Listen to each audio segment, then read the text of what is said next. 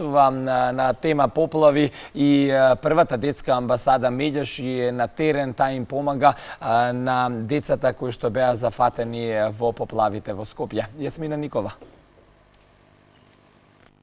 По страотното невреме и поплавите во кои настрадаа голем број луѓе и домаќинства, и првата детска амбасада во светот Мегеши ги мобилизираше своите членови, кои излегоа на терен со цел да ја согледаат фактичката состојба и да им помогнат на оние на кои има неопходна помош и поддршка. Мегеши пред се во фокус ги има децата. Помошта која ја собираме како донација од граѓаните, најчесто е за потребите на децата. Најпрво се мобилизиравме ние како организација, тимот на Мегеши, секој индивидуално колку е во состојба да помогне за децата.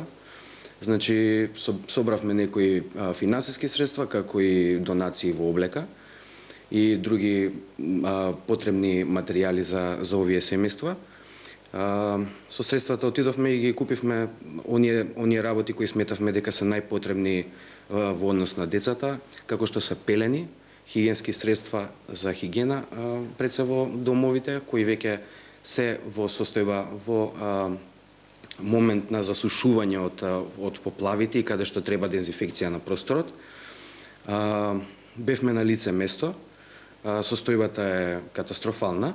За жал, се уште се работи на испумпување на водата надојдена во домовите.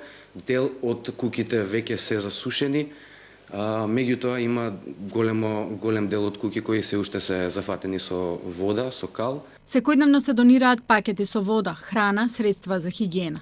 На најмладите им е потребно и повеќе од тоа. За дечињата ја поделивме првата помош која ја собравме во текот на почетокот на оваа недела. Како најпотребно моментално, значи по нашиот увид на терен, беше детектирано, значи средствата за чистење, ракавици, апчиња за болка бараат луѓето, бебешка храна, кашички, сокчиња, пелени многу бараат, потребни се плински боци, бидејќи целото подрачје е исклучено од струја, навечер нема осветлување, потребни се и свеќи, гумени чизми им се потребни на луѓето, млеко, сокови, лекови, леп. Моментално имам информација дека донациите од вода се прилично големи и дека нема толкава потреба. Меѓутоа, најголемата потреба е дистрибуцијата на овие работи кои се донирани до домовите кај што имаат стварно потреба, бидејќи немаат сите можност да отидат до пунктовите. Нашата екипа беше директно на местата кои сметавме дека се најкритични, каде што луѓето имаат проблем да излезат и да отидат до пунктовите да земат она што е потребно.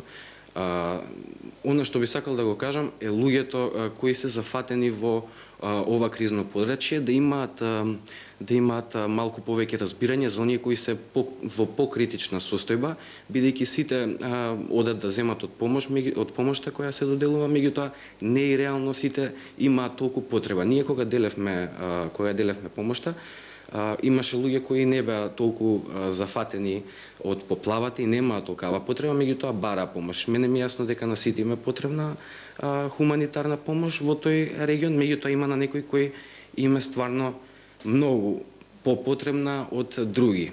И се надевам дека ќе има разбирање од граѓаните во овој регион и ќе дадат предност на оние кои стварно имаат вистинска потреба од помош. Против природата не се може. Ќе биде потребно уште многу време, помош и разбирање од сите нас, многобројните настрадани семејства да застанат повторно на нозе. Во меѓувреме, да ги оставиме стручните служби да се извршат својата работа, а ние максимално да ја покажеме својата хуманост, да им помогнеме на оние на кои за само неколку часа, за секогаш им се смени животот. Креирана е Facebook група. Оваа Facebook група гласи помош на деца погодени од поплавата во Скопје.